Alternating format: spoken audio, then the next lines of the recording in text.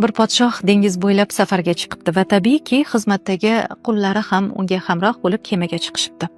Qullar orasidan bir kishi umrida dengiz ko'rmagan ekan, kema harakatlanganida qo'rqib baqirishni boshlabdi. Hoy deyishsa ham baqirarmish, qo'y deyishsa ham, bo'ldi qil deyishsa ham qul ogohlantirishlarga qaramasdan baqirishni davom ettiribdi.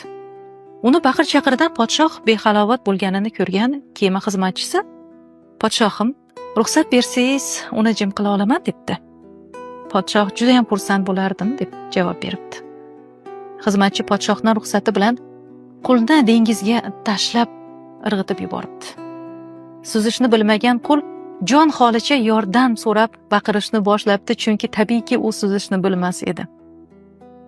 Va bo'ldi yetadi, uni olib chiqinglar degan buyruqdan keyin dono kema xizmatchisining so'ziga binoan qulni qayta kemaga olib chiqishibdi. Qul uni olib chiqqanlarga qayta ta'zim qilarmishda rahmat aytib.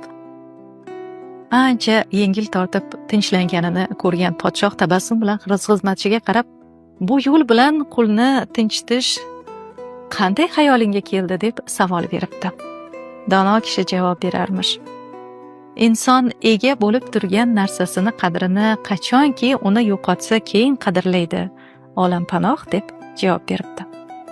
Darhaqiqat inson boshiga og'ir kulfat kelmasa, bir dard vujudini titratmasa,